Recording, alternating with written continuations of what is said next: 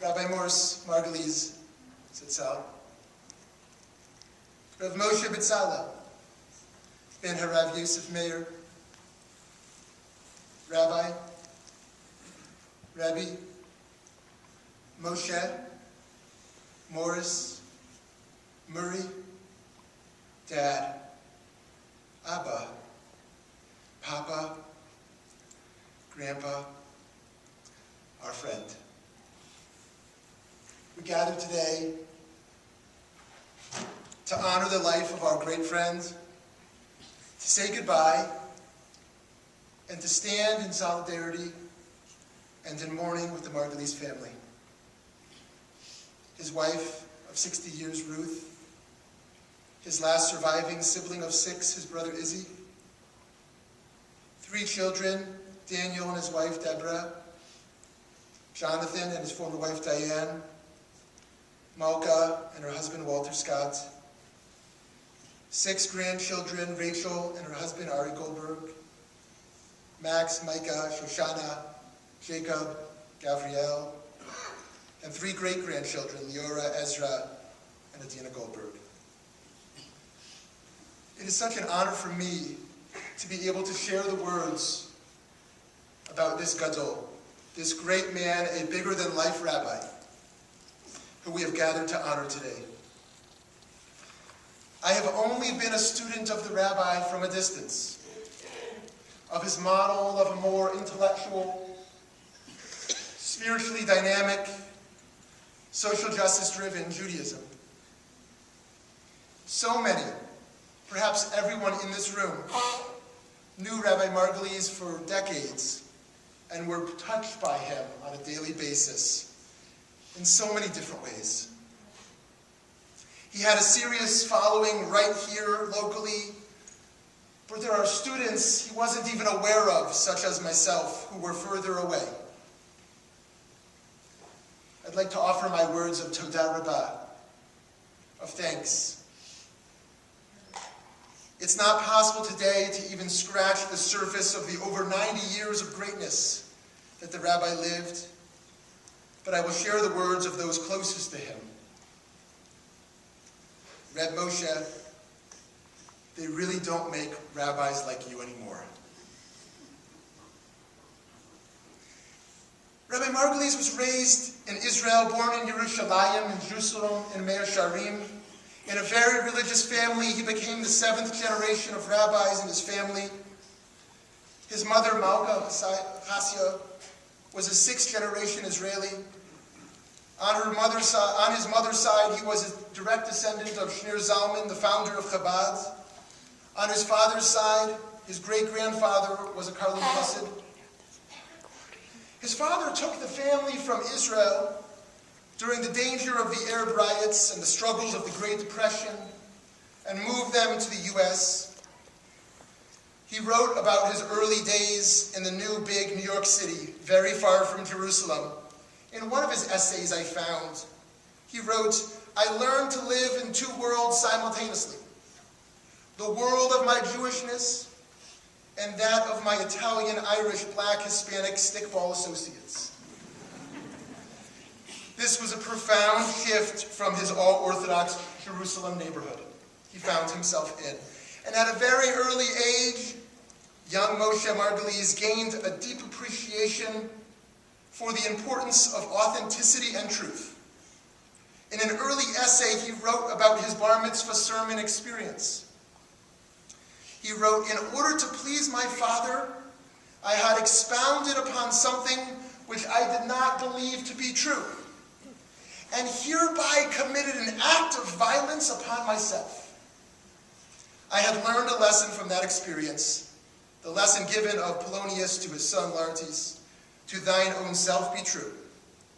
For me, it was the most important part of my bar mitzvah." Wow. This profound commitment to truth lasted his whole life. Young Moshe became a student of the great Yeshiva University's Rabbi Soloveitchik, where he studied for years, and it is said that he became one of the youngest student to receive his smicha, his rabbinic ordination at YU at 21. In addition to being a brilliant mind, spending his time with Rabbi Soloveitchik, studying Talmud and Jewish law, completing a master's at the University of Chicago in Shakespeare, and doing his doctorate with the great American historian Salo Barone at Columbia University, he also found time to play ball. In fact, he played semi-professional baseball for the Brooklyn Bushwicks. The rabbi would joke that his claim to fame was that he once pitched to Hank Greenberg and struck him out. However, he honorably noted the second time he pitched to Greenberg, he hit a home run so far that the ball is still flying in the air. He always remained a huge baseball fan, and this was a great bonding point between him and his children. When he came to America at the age of 8, there were 3 New York baseball teams, the Dodgers, the Yankees, and the Giants. He didn't know which one to root for, so he asked one of his yeshiva classmates. His friend told him that the only Jew in the majors was a catcher named Harry Danning, who played for the New York Giants. That sealed the deal, and he remained a passionate Giants fan throughout his life. He would even call Harry Danik every year on his birthday. He had a very rich rabbinic life as the rabbi of Hyde Park Hebrew Center in Chicago, at the American Jewish Congress, at the BMH Synagogue in Denver, as a chaplain in the U.S. Army serving much of that time in Korea during the Korean War, at the Temple Beth El in Brooklyn, New York, and of course, as the senior rabbi of Beth Shalom Synagogue here in town for 25 years, from 61 to 86, in its prime of 1,400 families. Afterwards, he served as a professor of Jewish history at the University of Kansas until '93.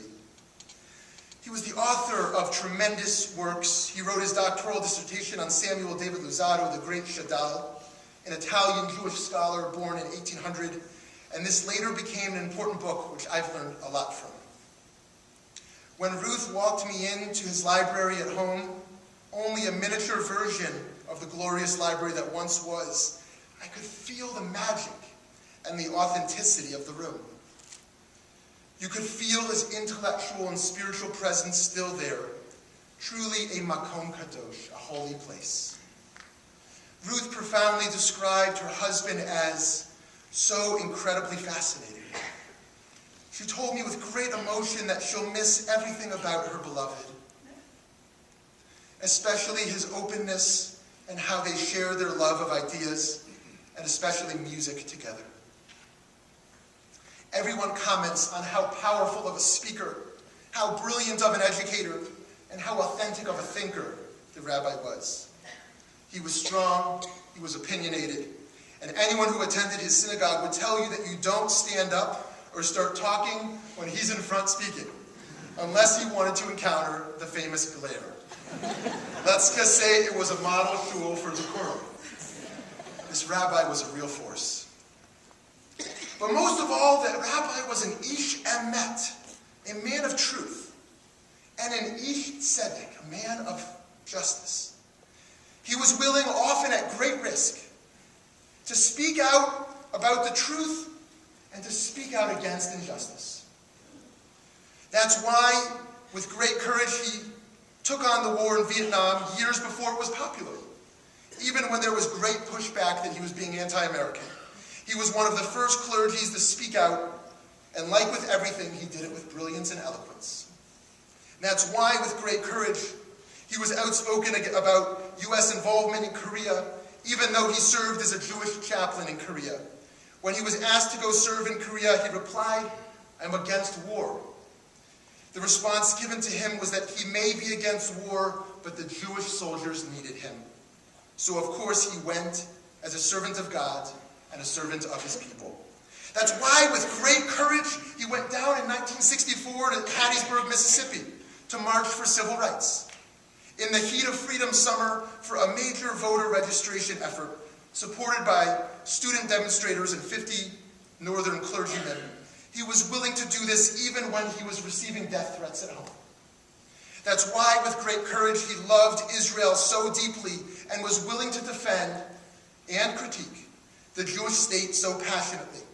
Like in the Lebanon War of 1982, as many of you may recall, he called it a morally unjustified tragedy in a Yom Kippur sermon, even when he was critiqued for speaking out too hard against the American Jewish establishments.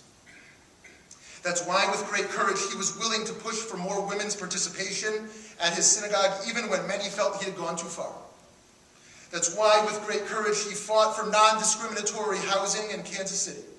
And that's why, with great courage, when an 11-foot-tall stuffed Alaskan brown bear that was presented as a gift to a major Jewish institution in Kansas City in 1967, the rabbi told his congregation that public display of the bear in the center was improper because Jewish law and tradition forbid the killing of animals for reasons other than food.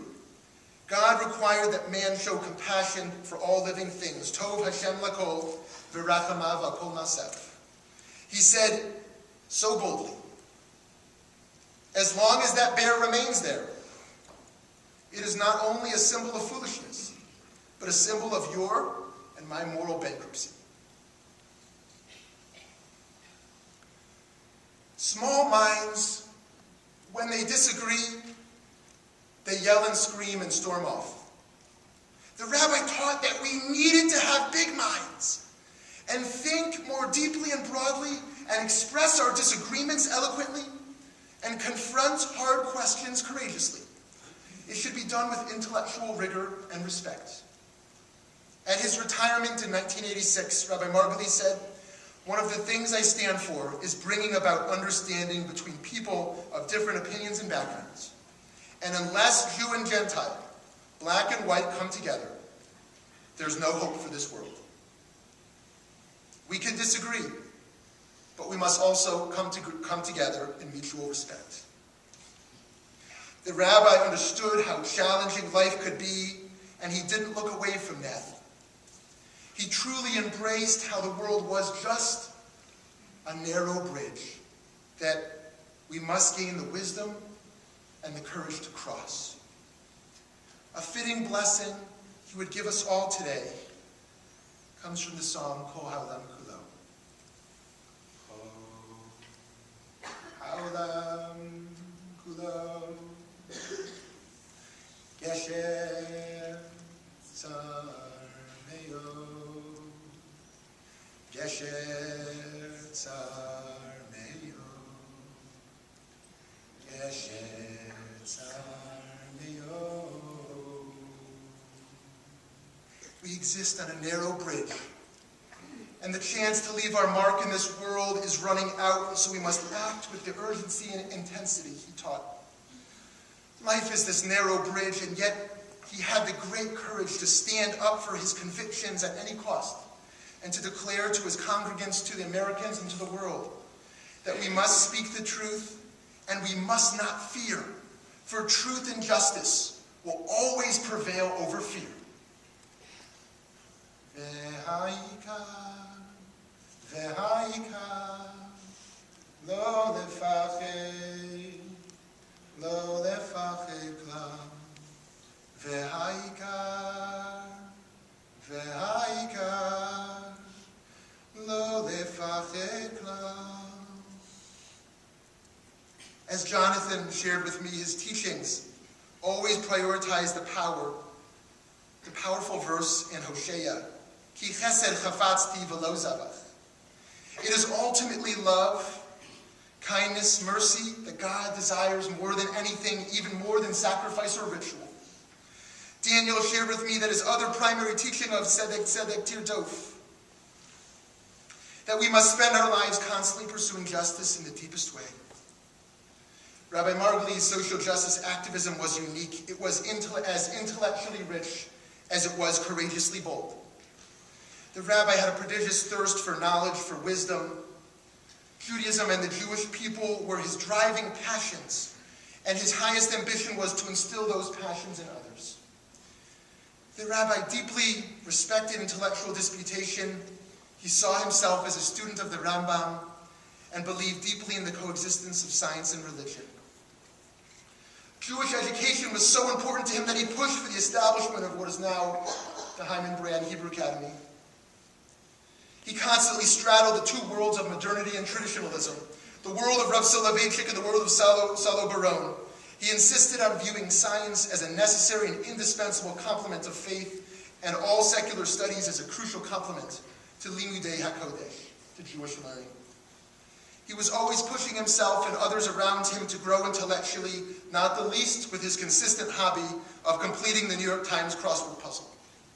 He believed in living purposefully and not doing anything frivolously.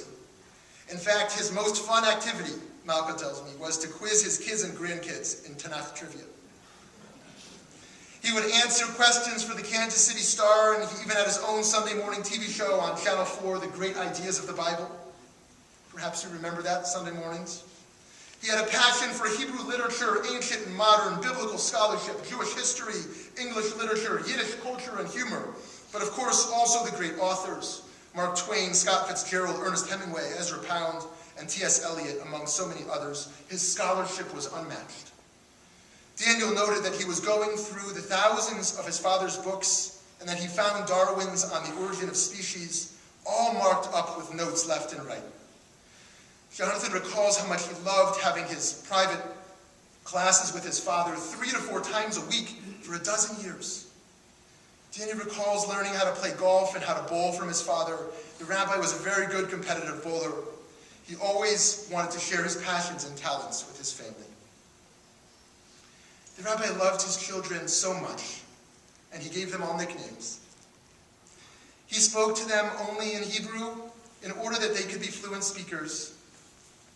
And his kids reminisce about how he gave great hugs and embraced everyone. His grandchildren recall how he would always bring them up on his lap and share the most wonderful stories and Jewish teachings. His children explained that there was nothing that softened him like kids, especially his grandchildren. Malka shared with me how powerful it is when the Margolies family would sing these glorious Karliner melodies around the Shabbat table. Abba loved to sing and had a beautiful voice. Malka shared that his singing voice was like that of an angel. He was in the Machtenberg Choir in New York in his earlier days, and so much family sharing happened at that Shabbos table every Friday night. Malka shared that her Abba was the anchor of her life. Her son, Gavriel, atypical for a boy his age, longed not for a big bar mitzvah party, but a bar mitzvah where his grandpa Moshe could be there. That bar mitzvah coming up will be a great honor to him, and he will no doubt be smiling from above. The rabbi loved his wife so much.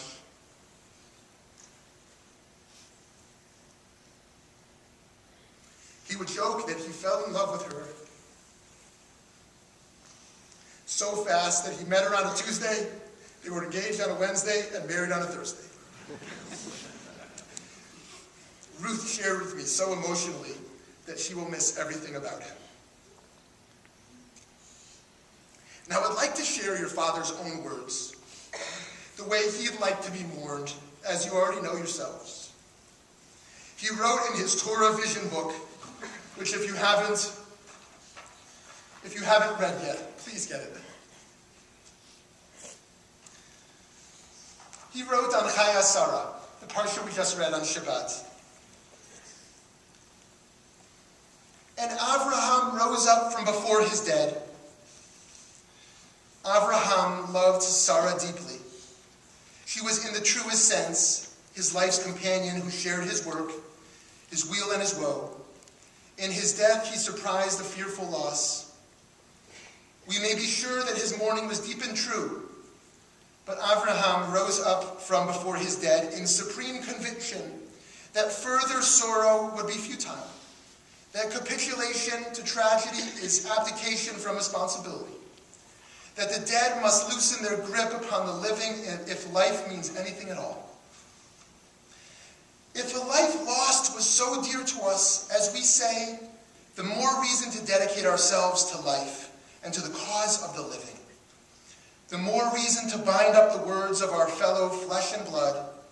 The more reason to comfort the despairing and to cheer the bereft. The more reason to feed the hungry and clothe the naked. The more reason to educate the unknowing and to inspire the unfeeling. The more reason to strengthen ramparts and to rebuild the ruins. The more reason to defy death in celebrating life.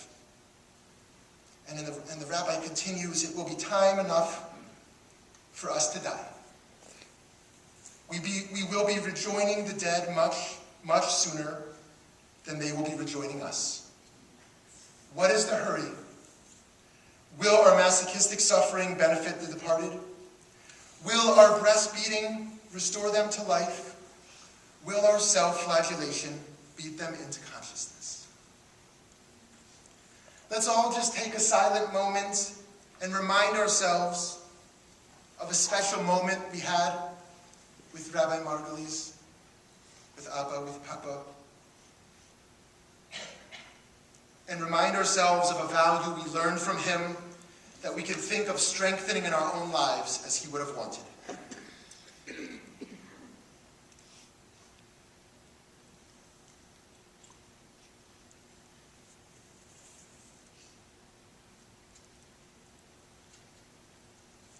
One of the greatest things we can do for another is to walk with them and be present with them in the most challenging times. And one of the greatest Torah mandates is imitatio Dei, to imitate the ways of God. God sends emissaries to protect us, and in that spirit and emulation, the rabbi walked with people, with just about everyone in this room, in front of them, next to them, behind them. He was a living example of the song B'Shem Hashem, where the song teaches us, in the name of God, the God of Israel. On my right is the angel Michael. On my left is the angel Gabriel. In front of me is Uriel. Behind me Raphael. And all around, surrounding me, Shekhinat El, the presence of God.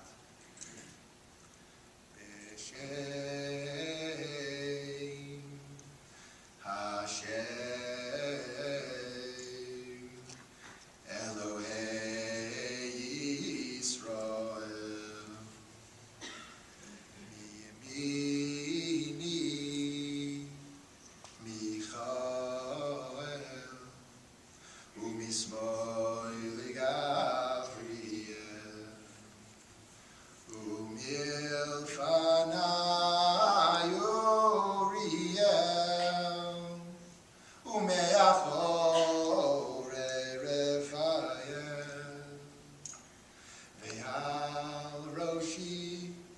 Ve'al Roshi Shechinat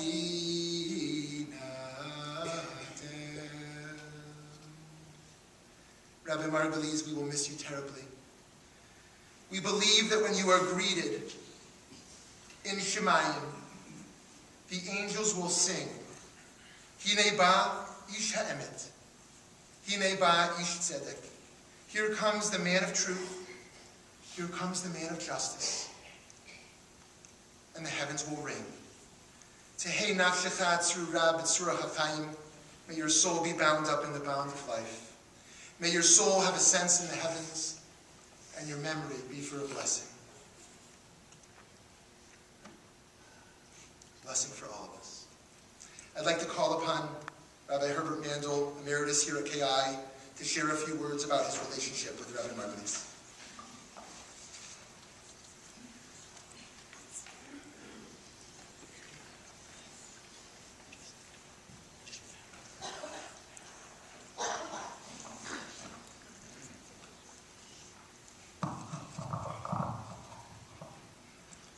I would like to thank the family of Rabbi Margolies for honoring me by asking me to share some personal recollections of our 43-year relationship. I could share stories for hours, but of course we're all restrained by the constraints of time and multiple speakers here today. I'm here in several capacities. One, as the longest-serving senior rabbi in Kansas City, I worked with Rabbi Margolies for 35 years.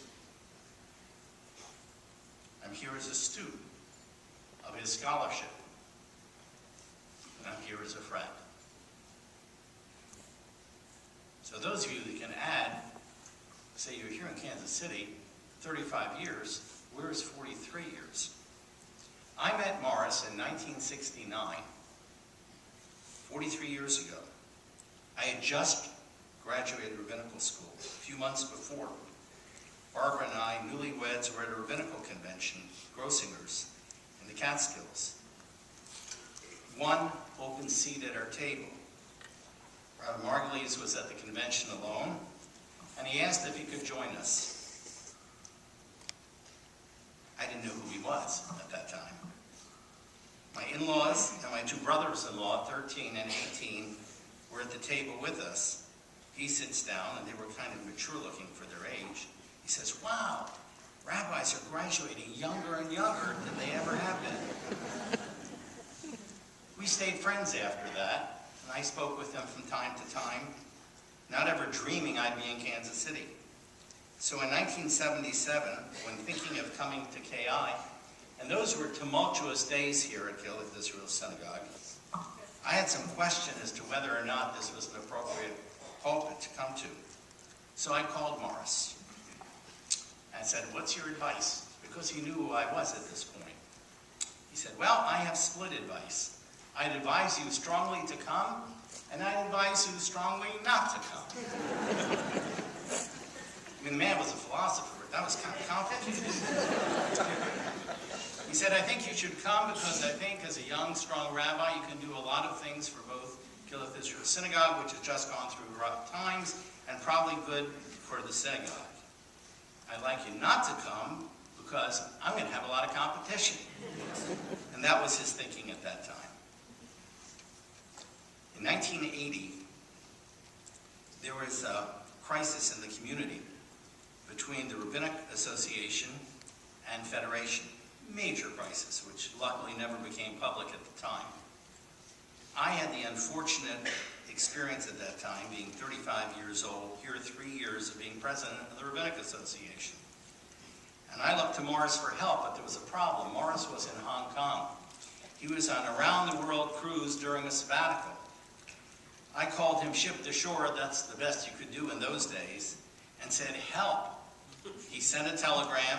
His word meant an awful lot, and it was very, very helpful. And I must say that since 1980, there has been stellar relationships between the Federation and the rabbinic community. But even from a distance, he was a mover and a shaker. When I came here, he was mid-career, and he was the voice. Not Federation, not the Rabbinic Association. He was the voice of the Jewish community. And then one of the highlights of my life in 1981, at the end of my term, Anwar Sadat, the president of Egypt, was assassinated. There were 1,000 people in the sanctuary of the old Kehilath Israel Synagogue, and finishing my term as president, I spoke that day. Rabbi Margolies came over.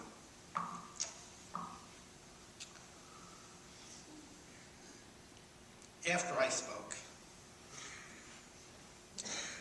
he said, young man, and I was, you have the potential of being a great orator. Well, let me tell you, I was appalled hearing that from him.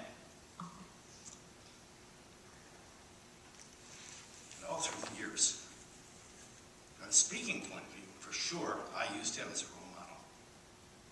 Once he retired in 1986, he wasn't active in the Rabbinic Association by choice, but let me tell you, every time there was a crisis, he came out and solved the problem, whatever the problem was. His positions in the community as a scholar and an orator were well known, and those who opposed him feared what he would say from the pulpit about them or their views. For almost a decade now, he has spent many a Shabbos here at KI and at other synagogues. And he spent a lot of Rosh Hashanah Yom Kippurs here over the last decade. And I have to tell you, though a seasoned rabbi at this point then, the last decade of 40 years, his presence on Rosh Hashanah Yom Kippur brought a lot of shakiness to my knees, being in the audience. The ultimate critique. And one of those sermons he didn't like, because I read about it the next week in the Chronicle. Thank God without my name attached.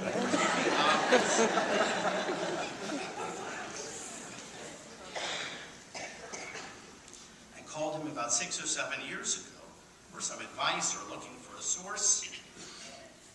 And he paid me the highest compliment that a rabbi can ever have from another rabbi. When he said, "You are my rabbi." And finally, in 2001, my youngest child, Miriam, who is now 28, was entering her junior year at the Hebrew Academy. She was an A student, but felt very unchallenged with her courses. And against the wishes of my wife, Barbara, and myself, she applied to transfer to Pembroke Hill. We thought she'd never get in. It's very unusual to get in as a junior, but she was accepted, and that created a tremendous crisis, not only for us, but for the academy. I mean, the statement that this would make. Somehow, Rabbi Margolies heard about this. And those of you who know Miriam has her own mind, and she doesn't listen to anyone. It's still true. Rabbi Margolies called her and put a guilt trip on her. You know what this will do to your parents, to the academy? Didn't make any difference. I thought it was amazing that at age 80 or 79, which he was at the time, that his final chip in the equation was he offered to tutor her in any Judaic subject she wanted, if she would stay, that he would enrich her education. Bottom line, she stayed at the academy, she graduated and went on to Johns Hopkins. Barbara and I never forgot his generosity to Miriam and to her family, and to the Jewish community and the academy, who gained strength from this experience instead of losing. Farewell, dear teacher. Farewell, dear rabbi. Farewell, dear friend. You will be missed. Go in peace. I'd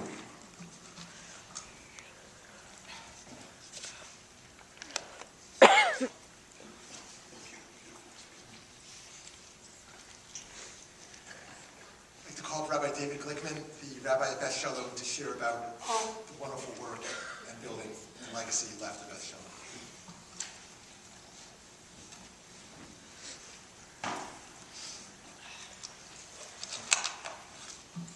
I want to express my gratitude to both Rabbi Yanklowitz and also to the Margolies family for allowing me to share some words on behalf of Beth Shalom, the wonderful legacy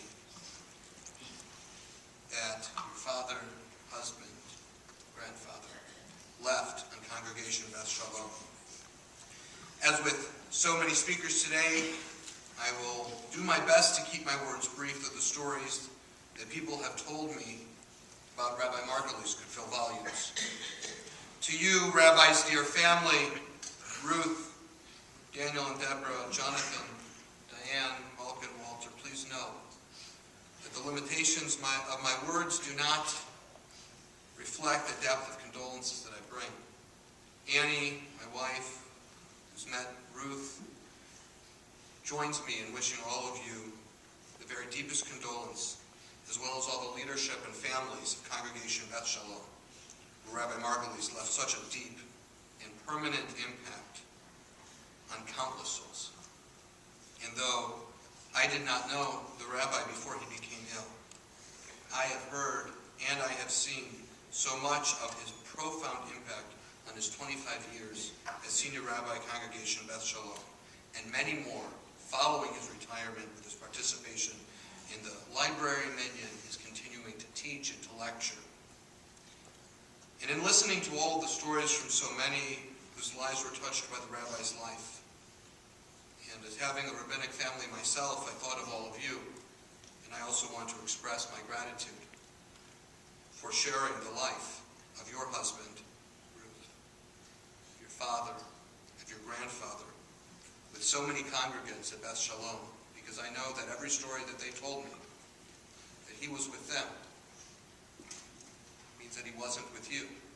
But know that so many lives were touched because of that. In a strange way, it is fitting to say goodbye to Rabbi Margolies on the Shabbat of Parshat Chayei and on the weekend of Veterans Day. Rabbi Margolies served our troops in Korea, and Parshat Chayei is unique because it is titled The Life of Sarah, but it opens with her leaving the world. The reasoning of this seeming dichotomous title is rooted in the words of the Gemara, El tzadikim shebemidatan nikru chayim, the righteous in their death are still considered as if they were alive. And this is absolutely the case with Rabbi Margolies. Rabbi Morris Margolies was larger than life, and as Rabbi Yanklowitz said earlier, it's funny, we wrote the exact same words. They simply do not make pulpit rabbis like him anymore. To think of the rabbinic yichus that he came from, his smicha from Rabbi Soloveitchik, his graduate work from University of Chicago, and capping it off with his PhD from Salo Baron, this type of background in a pulpit rabbi in the middle of America's heartland, no less. It's simply unheard of today. And it wasn't just the depth of his knowledge that made Rabbi Margolies stand tall. It was his broad mind, his robust spirit, and his courage that truly set him apart. I can't tell you how many congregants have told me since I've arrived here, Rabbi Margolies was simply the most intelligent man I've ever met. Or, in my years of undergraduate, graduate school, law school, and business, I've never met anyone more erudite than Rabbi Margolies. To a person, everybody who shared with me stories of their beloved rabbi said he was one of the best speakers I've ever heard, and I have never heard a better extemporaneous speaker in my life. One congregant told me how he would have a 3x5 card that simply had the word Noah on the 3x5 card and a couple of bullet points. And then he would speak for an hour with the audience enraptured. What was amazing was that his knowledge wasn't limited to Jewish subjects, and nor were his interests. He could speak intelligently about opera, about literature, about classical music, and not, as his beloved Ruth reminded me,